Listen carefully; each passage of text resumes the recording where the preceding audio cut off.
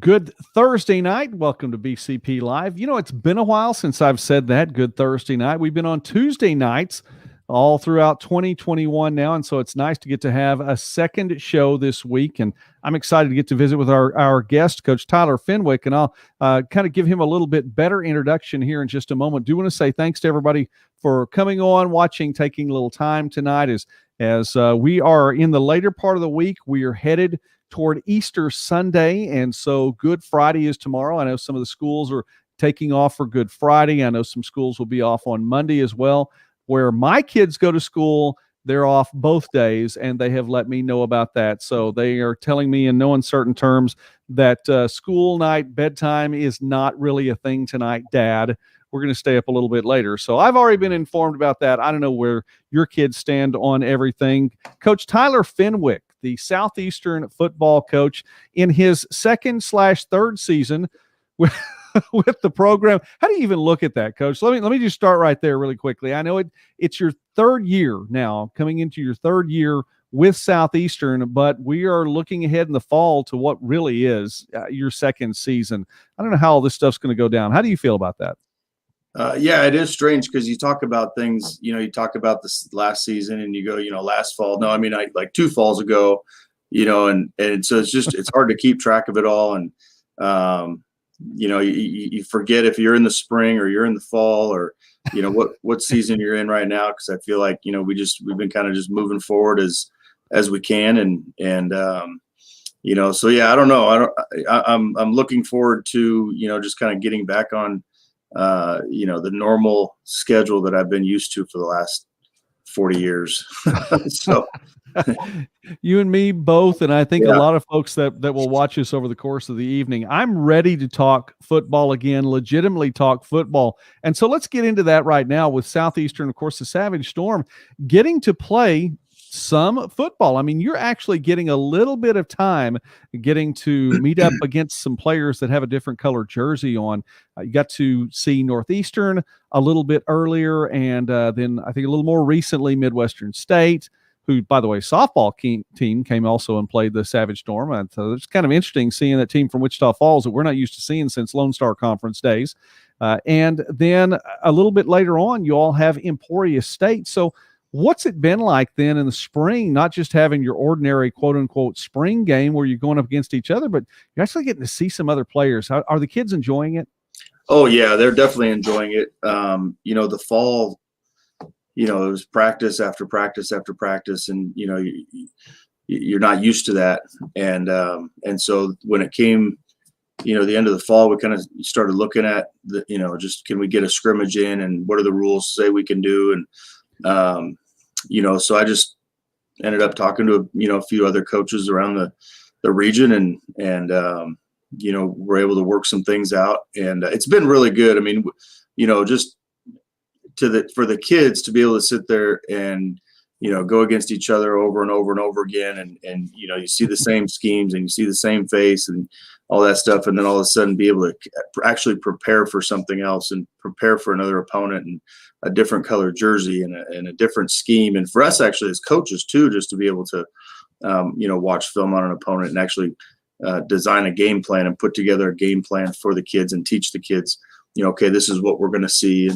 And that just leading up to that was a lot of fun. And I think we got a lot out of it. I mean, I think it's something that, you normally can't do. And we went into this entire thing saying, okay, we're not going to play a season. We can't play a season, so what are we going to do? And kind of what's the plan? And we went into this whole thing saying, okay, the whole goal of this whole thing is to be able to get ourselves ready and prepared for the fall of 21. However, we got to do that. And it wasn't about, going to Midwestern and trying to beat Midwestern State. It wasn't about, trying to beat Northeastern State or in a scrimmage type format. It was about, developing our transfers that we brought in and getting them to learn, our schemes and how we do things. And, our freshmen that were here, last August that,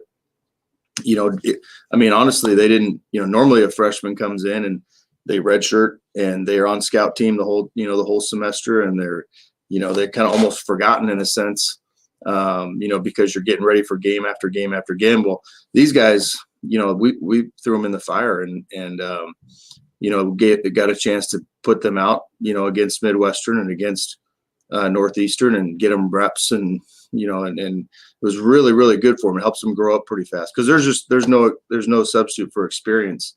Right. And to get those guys out there when the lights are on and the referees are out there and they're throwing flags and the tempo's going faster and all that stuff. It's just a little bit different. So it's been really good for them. And it's a whole different level, from that from that senior year in high school to freshman year and whenever you really get your time, as you talked about. I mean, the everything increases. Everything increases. Yeah, it's more physical. It's faster. Things happen faster. The ball comes out faster. It's just as a freshman, you get out there and all of a sudden it's you got big eyes and you're sitting there going, oh man, this guy's coming at me pretty quick, and then you get used to it and things start to slow down for you the more you play. And I think, that's, so anyway, that's been the whole goal of this entire year is just, basically just, coming off of the 2019 season and the things that we needed to do to improve the program and, guys that we needed to bring in as transfers to build some depth and so I hate saying it because obviously we all miss the season and we all miss playing week to week to week, but it's actually looking at the positives, it's been really good for us, just where we're at in our program and just trying to improve and increase the level of play that we've got really good players. We were young in 2019 and so those guys are it was a new scheme in 2019. And so now they're, I feel like they're really speaking the same language out there and they're making the checks and they're, they're doing the things that, you'd like to see them doing. Coach, something about that too. 2019 was your first season at Southeastern too. So even the players that weren't the young players were still having to get adjusted to your schemes and your program and your way of doing things. So, really, I think from that perspective, you probably had a little bit more time to just build in your system.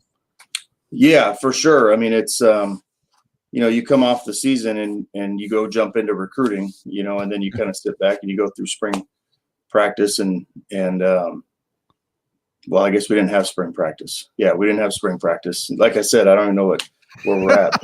You start to plan for spring practice. It's April 1st, Coach. It's April 1st. Yeah. I mean, I'm sure people have already been lied to about a lot of things today. I'm not going to lie to you. I promise. I've never been an April Fool's guy. So I'll just tell you, it's spring now. Right. Right. Yeah. So last spring we didn't have spring practice. And so, all of a sudden you're trying to figure out how to, keep developing these guys. And then all of a sudden you get to practice and, and it's just, so yeah, I mean, it's, the new schemes and the new defense and just the new terminology. I mean, it's like these guys are learning a whole new language from what they were used to before. And, they at high school, they might've called something one thing and we might call it the same thing, something different. And they got to learn that. And, so it's been good. And I'll tell you, I think our kids have really understood the goal. I mean, I think they understand, where we're headed and where we're going. And it does. I mean, it's tough on them just, going, one practice after another and the games are so far down the road, coming next August. Mm-hmm. But our kids love to practice. I mean, that's one thing that, they get out there and they go full speed and you got to kick them off the field at the end of it. And so that's a good problem to have. I've seen him out on the field a few times driving by, and it sure is nice to see life on Paul Laird Field. I have to tell you that is something I smile just about every single time I drive by when I'm looking out, seeing the folks out there practicing. So that's pretty cool. We're speaking with Tyler Fenwick right now here on BCP Live, and it is a Thursday night edition of the show. Glad to have Coach Fenwick, who's the football coach at Southeastern, part of the show tonight. And Coach, the last time we had a chance to visit, at least like this, we were sitting in the same place. Now, we had our social distancing going on, but this was back in November on Midwest Sports Saturday, which we had on a Thursday night. And why not? I do the show on Thursdays every now and again. I think, Saturday's just a name. Anyway, but you had an inter-squad scrimmage then. And from that point to right now, talk about some of the improvement you've seen, and how do you feel about the young men and the team from that point to this? Yeah, I mean, I think that scrimmage I was pleased with that scrimmage, and I thought we made really good strides. Now it's really to the point where you're seeing the guys that were the freshmen and transfers. You were seeing them learn. And they'd make a bunch of mistakes, and they'd learn, and they'd make mistakes, and now you're kind of starting to see it a little bit more as a, almost a well-oiled machine that, they go out to practice, and there's still there's minor mistakes, but there's not big busted assignment mistakes. There's not, our technique is a lot cleaner. Just the communication between, the secondary, when they have to check a formation, they're all speaking the same language. They're all talking, getting us into the right thing. And so, and we try to continue to evolve and challenge them, and, put new stuff in. And at this point, we're actually looking for we're kind of looking, okay, what else can we put in right now? we've been installing for so long. It's like, well, let's come up with something, and try this, and we'll tinker with this. And, but yeah, it's I mean, like I said, our guys love to practice. And so when they go out there, they're really trying to fine tune, and they really try to perfect, from the day before. And I think they've, they don't, they're not going out there and just trying to get through it, and the attitude of it's, here we are again at another practice. I mean, they really come out with a goal in mind. They come out with with energy that, they can, they can do something to improve their game, from previous practice. So, I think our quarterback, Dalton Hatley, is playing at a really high level right now. I think he's fun to watch. I almost don't have to go to practice, because he's just got the offense down, and he's out there coaching guys up and telling guys, what he's seeing, and so that makes a lot of fun, and then he's bringing along the other guys as well, and it's when you start to see the veteran players start to coach up the younger players. They'll see something that some kind of mistake with one of the younger players, and they'll go make a correction. There starts to become some ownership in the system. That and they've really got a good grasp of what's going on and how it's supposed to look, and there's no selfishness of, well, I don't I want to help that guy to make the program better, rather than I don't want to help that guy because I don't want him to beat me out, kind of thing. I mean, it's they've got a great attitude about it, and that's that's what's a lot of fun to see, just the progress that we've made since, when we first got here. I mean, nobody knew what was going on. So it was just the coaches talking, the coaches coaching, and now we've had enough film, to coach off of and watch and see the veterans, coaching up the players are coaching the players, which is great. Coach, and by the way, shout out to Seth Dutton and all the folks watching tonight, as we're visiting with Coach Tyler Fenwick from Southeastern Football. And we have a question, by the way, that I want to get to here in just a moment. Let me ask you this really quickly. You were talking about, and this is just off the cuff, but you were talking about adding a new wrinkle here or there. And I know, in the course of a 60-minute contest, by the way, I must have been thinking about football the other night when I was talking with Coach Grover. I was giving him a 60-minute game. He's like, wait a minute. We're only playing 40-minute games. Course of a 60-minute contest, you have time for only so many plays. But you're talking about, well, we can throw in a new wrinkle here, a new wrinkle here. You've had the opportunity, Coach. Is your playbook growing, I guess, is what I'm asking right now? Do you feel like that you've had a little bit to expand, or do you not want to put too much in their minds, where there's just so much going on up here? By the time, September rolls around, we're like, whoa, we're full, Coach. Yeah.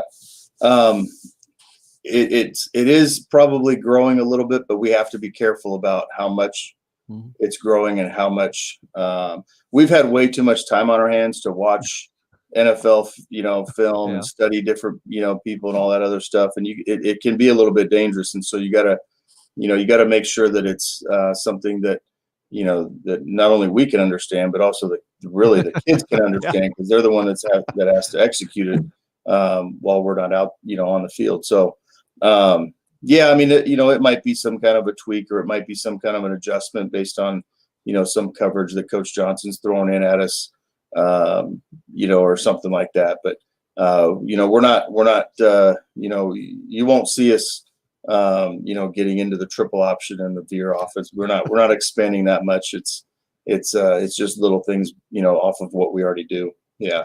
Well, I was curious about that. Just thinking about, you're right. I mean, the time to just, this really, and I suppose that there's probably a little fun in that too, that you do get to just, I think we've all done it, been out there and had the stick in the dirt and drawn up the plays. And so you get a chance to, draw up a play or two and go, man, I just want to see, can we make this thing work? We are doing some of that right now. Yeah. Yeah. Well, we are doing a little bit of that. Then I look forward to seeing that when the season rolls around. All right. I'm going to throw this question up here on the screen then from Seth Dutton, and I'll ask it too if you're just listening to the broadcast tonight. How's the off season been in the new weight facility compared to the old, smaller, cramped spaces, comparatively, of course? And it was. I mean, it's a totally different place in there. Coach, how has this been for the team? Honestly, first of all, Seth knows what the old weight room looks like, and he knows what the new weight room looks like. So he's got a lot of experience in both of those. But no, hey, Coach, no, listen. I went to school there from 89 to 93. Right. The weight room was the weight room when I was there. Yeah. And I'm sure it was. So Go ahead. That's perspective, but go ahead. No. I mean, it's, the weight room. I think that, everybody's got a weight room, everybody's got, weights in it, and everybody says, 45-pound plate here and there. It's all the same, blah, blah, blah. But what we've done, from the technology standpoint, has made it different than anybody else. Just every rack having an iPad, every rack having the velocity-based training technology, where we're training for speed and velocity and how fast we can push weight. That's just, we're training football players now, not just power lifters. It's not really about how much weight you can lift, but how fast you can lift the weight or push the weight or whatever it is. And so, with Coach Fears, our sports performance coach, and he's, he uses that stuff to the fullest. And it's fun because, our kids are, they're competing with themselves on not that I can squat 600 pounds, but I can push it this fast. And, and so you're seeing huge gains, just from the way he's got it all set up as far as the workouts go. We've gotten into doing yoga with in the turf room, just to help with flexibility. Our kids are getting nutrition, stuff after their workouts to help it with recovery. And so I think it's just it's a huge difference. And then just you walk in there and the branding that it's got, and just the way it looks and the way it just feels fresh and new, and it smells good, and just the whole deal. I mean, you walk in and you want to work out, and you want to be in there, and a lot of space and all that stuff. So it's a huge deal for the program, for the university, for all of our programs. We've got, Coach Fears has got, the GAs and the interns, and there's just the eyeballs on everybody, and everybody's getting, you really can't skip out on work, on reps. I mean, everybody's, pushing each other, so it's a huge advantage that we've got. And again, the technology part of it is just, it's phenomenal. So. And by the way, you're talking about the branding, which is just, you're right. Phenomenal is probably the best word for it. And I just thoroughly enjoy seeing it driving down, First Avenue. I mean, you can see it from the road, and it just makes such a difference in how much, even it's just so nice, Coach. I think Yeah. it is incredibly cool. And I will say this too, I was visiting with one of the opposing volleyball coaches coming to watch our volleyball team, which has been such a blast, by the way, watching volleyball in the new facilities. And a friend of mine, from another GAC school he was not just mentioning the weight room itself. He had a chance to look in there and see that, but also, as you said too, the turf and getting to be able to do so much more and having that opportunity there. I agree with you. I didn't realize you guys were doing yoga, but how cool is that? But you have the opportunity and to do that. And it's just really nice. I'm so thankful for all the student athletes and for you all as a staff to get to be able to work with something like that. Well, Coach, as we're visiting with Tyler Fenwick here on BCP Live tonight, just a couple more questions. And again, thank you for your time in that. And of course, I want to make sure we got Seth Dutton up there, bleeding blue and gold, because he does that. We're really glad. I appreciate Seth. What a great guy. In light of then the fact that the season is, man, I mean, it's not going to be that far away. No. And we're looking at September 2nd. Arkansas Tech, I'll get that out. I only say that a few times working with the GAC. Arkansas Tech, September 2nd. There are 6 home games this year, which I think is fantastic, because that's another opportunity, just one more opportunity for the fans to get to come out. Hopefully we'll be at 100% capacity. I know we're hearing a lot from Division I schools throughout the country saying they would like to be at 100% capacity. So hopefully, and again, I'm not throwing this down. Please don't read anything into this, watching this at home. I'm not speaking for the NCAA, the GAC, or anybody else. Hopefully, we'll be able to have full stands up there. But, Coach, I was a little bit disappointed, obviously in the season being postponed as it was, and thought, well, maybe spring football will come around.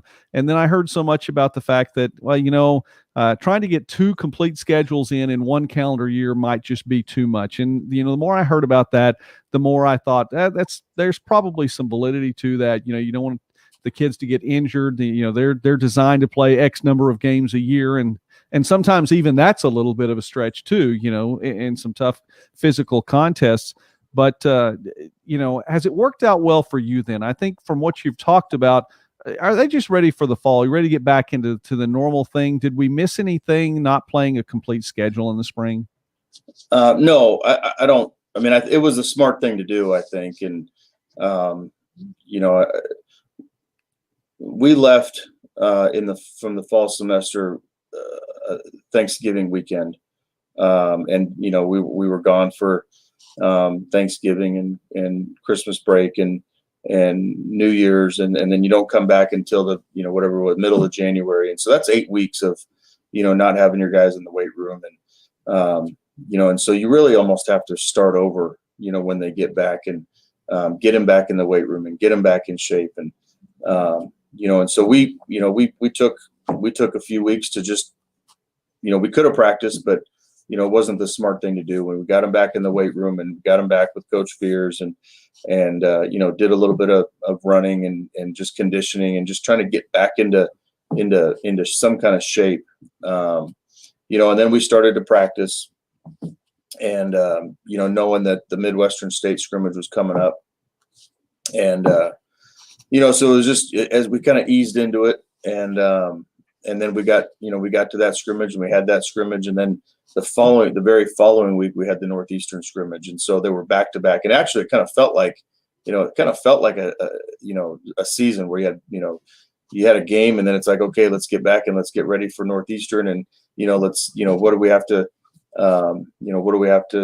prepare for schematically and get these guys ready for, and then all of a sudden, the Saturday comes, and we had a scrimmage with Northeastern, and so we did that, and then after that, we backed off, and we just cut it down to 2 days a week and kind of got back in the weight room.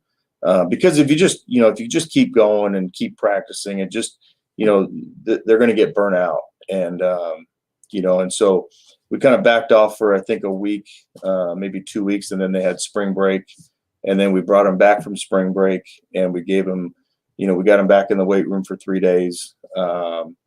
And then we'd go 2 days a week for 2 weeks.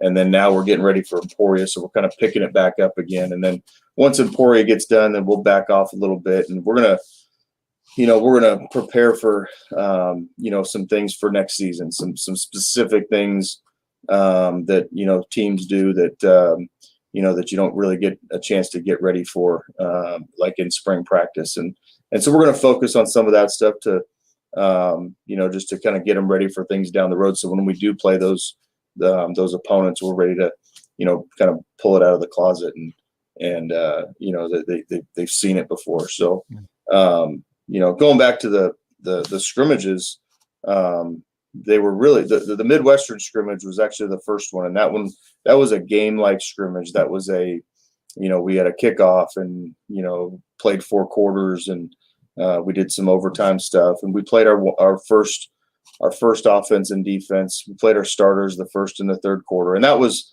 I got with Coach Maskell and we kind of got together on the phone and said, okay, how do we want to do this? And, is there anything schematically that, you're not ready for, that you don't want to see? And, so there were some things, some unbalanced stuff that we just hadn't gotten in yet, and some things that we weren't prepared for, and they weren't either. And, so stuff like that. So it was kind of cool, just kind of knowing, okay, we don't have to rush. We don't have to get everything in, just the stuff that we need to get in, and make sure that we get it all repped and really just get it on film and be able to let our kids play. And so that was really good for us. And special teams wise, it was great to get out and, we've got 2 new kickers, punters, that, needed to get behind, the protection and punt behind the protection. And so that was good for us. And then the Northeastern scrimmage was a little bit more like a joint practice that maybe you've seen on, like in NFL preseason,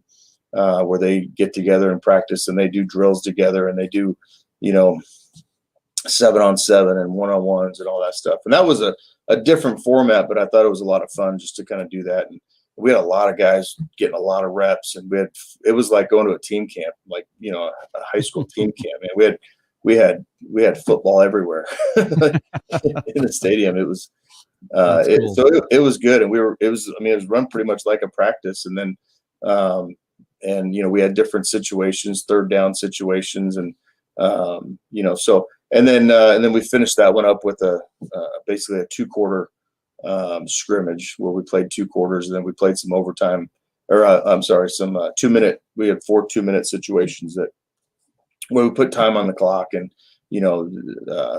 Southeastern's got 1 timeout, and we're down by 4, and we got to drive the ball or whatever it is. And so we put different situations on it, and so that obviously is good for the players to understand, how much time's on the clock, and we got to get out of bounds, or we got to keep them in bounds, whatever it is. Mm-hmm. But really, it was really good for the coaches to be able to communicate that stuff and communicate, okay, we have 1 timeout, we can run the ball here. We only need a field goal, that part of this, the strategy of how to work a 2-minute situation and making those decisions. And that was good, because we hadn't done it in a while. You haven't been in those situations. So other than, at practice, we do it at practice, right. But it's, just having the officials and having the clock on and the play clock and just the whole game day atmosphere is, a little bit different. So anyway, and then the Emporia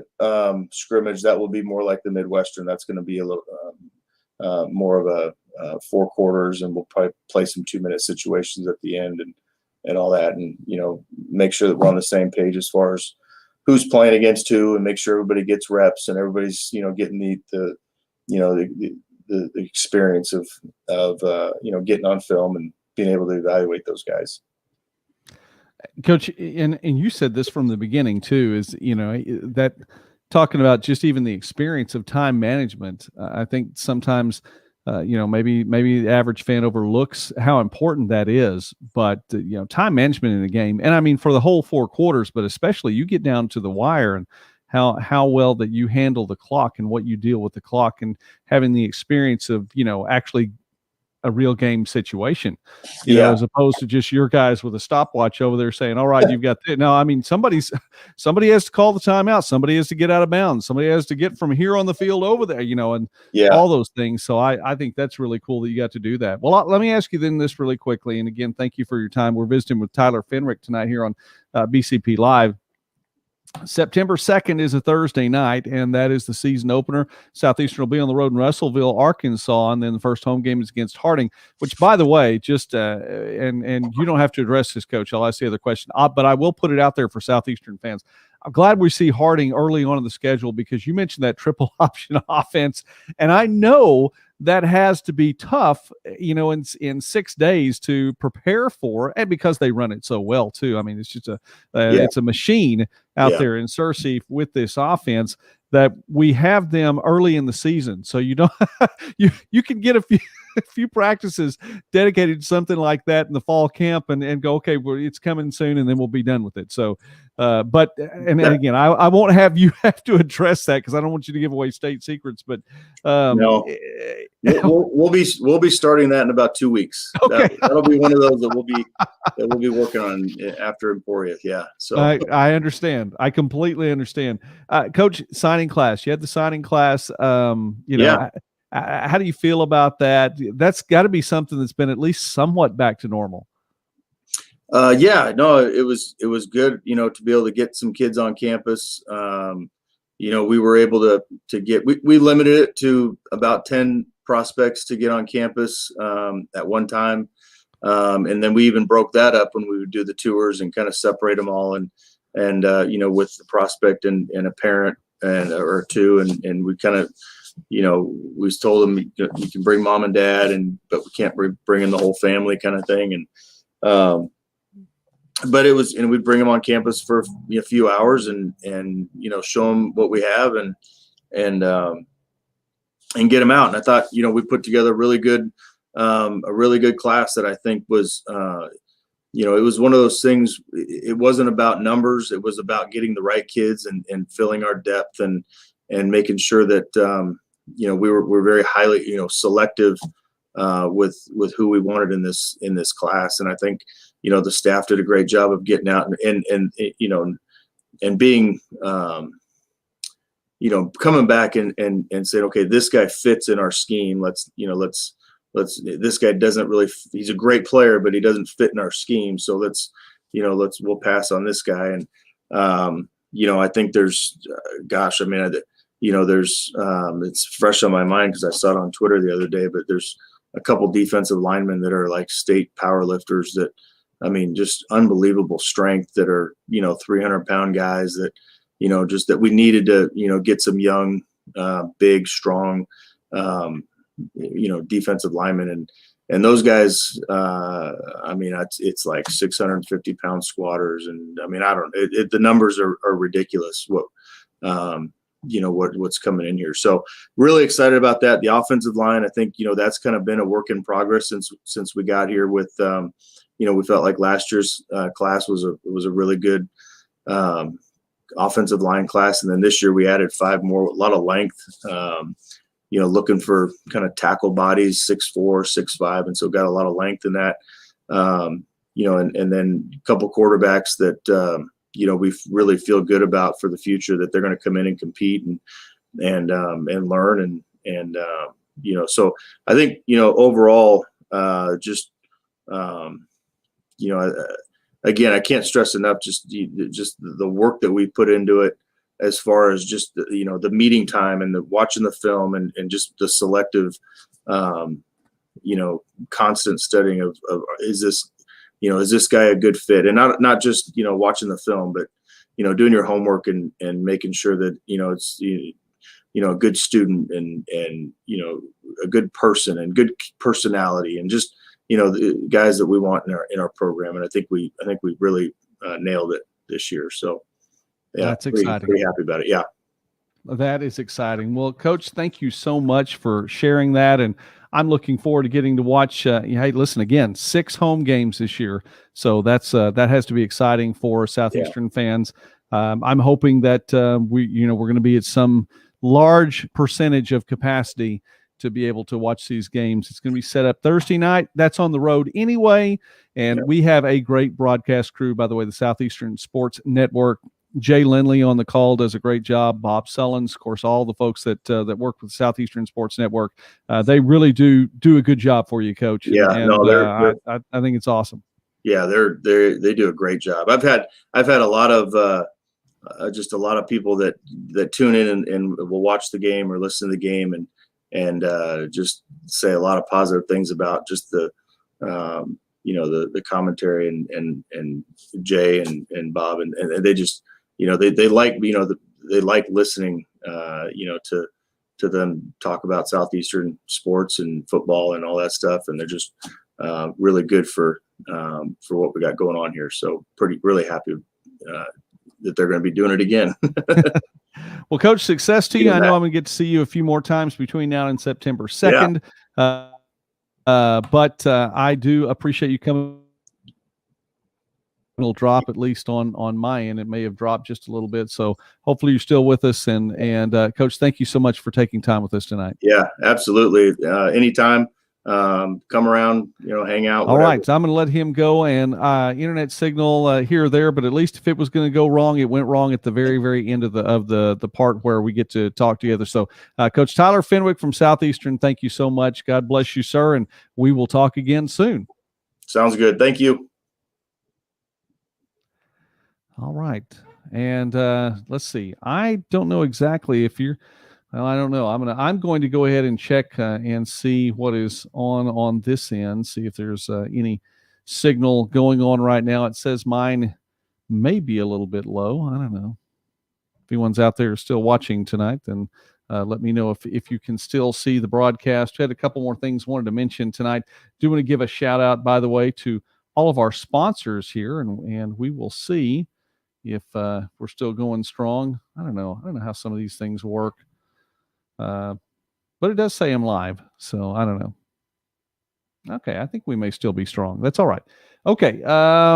Hey, how about the folks who are a big part of everything that I get to be a part of each week, and that is our sponsors. I want to say we're good. All right. Thank you very much.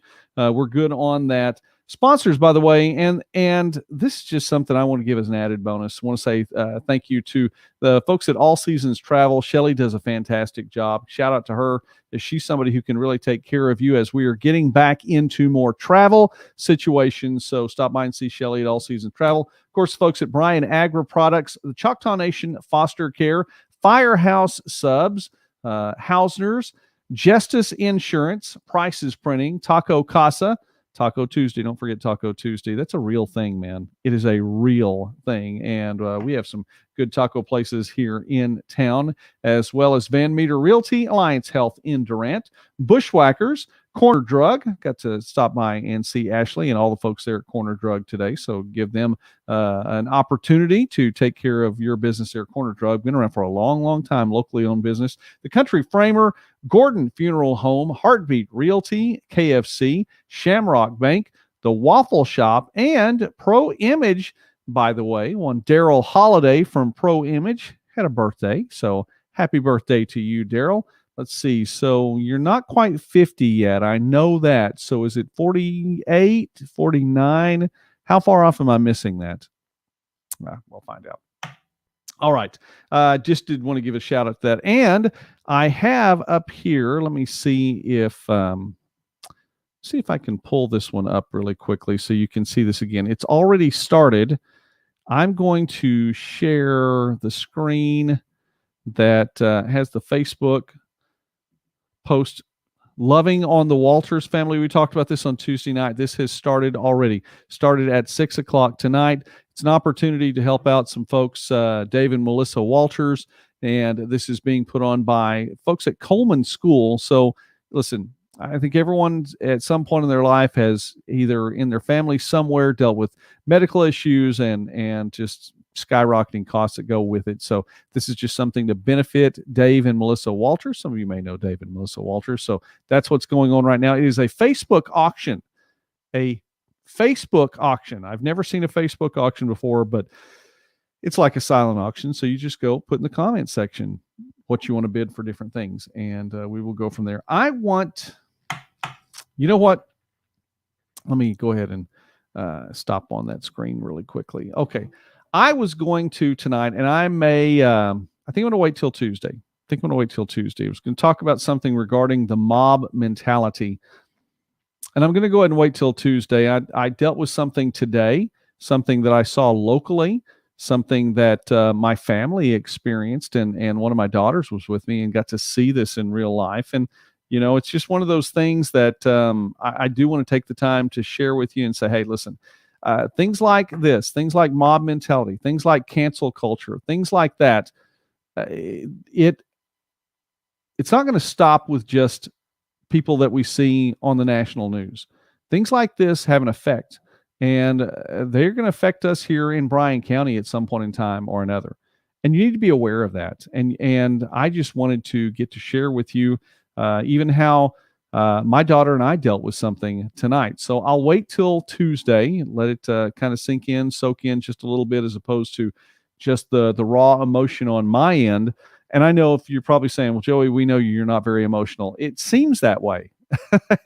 and I really hope that I come across as somebody that doesn't let his emotions get the best of him. But with that in mind, we'll talk about this on Tuesday. Of course, another great guest on Tuesday night. So keep that in mind.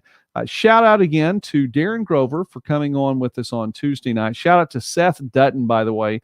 Thank you, Seth, for all the help in helping me have some of these fine Southeastern coaches on the show with me on BCP Live. Of course, Tyler Fenwick tonight. And folks, we are 5 months and 1 day away from football. And, I was going to say right here in Bryan County. Now, you're going to have to wait another week for football in Bryan County when Harding comes to town. But we will be seeing Southeastern football taking on Arkansas Tech Thursday night. And that is the first Southeastern football game this coming season. 11 games on the docket. 6 games are home games. I also will be on the road for many Saturdays with Midwest Sports Saturday. And I want to encourage you, please do subscribe to our YouTube channels, not only to the Midwest Sports Net YouTube channel, but also to the Bryan County Patriot YouTube channel. So I will close with this saying thank you to our sponsors again. Happy birthday, Daryl Holiday. And be wise. Please be wise. Be wise in everything you do. Walk in love. It does not hurt anything to love somebody, to walk in love. So I encourage you to do that. And finally, do not walk in fear. Don't do it. If you watch the news, you're going to have opportunities to be afraid of something. Just saying, because the national media likes to push fear from so many different areas. Joey, that's just conspiracy. No, it's not. It's not. There's a lot of fear being pushed out there. Don't walk in fear. Have respect for situations, but do not walk in fear. Okay? 5 days from now, we're going to be back here on BCP Live. I encourage you to watch us then or watch the rebroadcast too. Get to hear from what Coach Tyler Fenwick said tonight. In the meantime, thanks again for watching. We appreciate all of you. God bless you. Happy Easter. Happy Resurrection Sunday. Don't forget, this is like the coolest holiday of the entire year. And this is from somebody who really likes Christmas a lot. The coolest holiday of the entire year. Happy Resurrection Sunday to all of you. God bless you. Have a great weekend.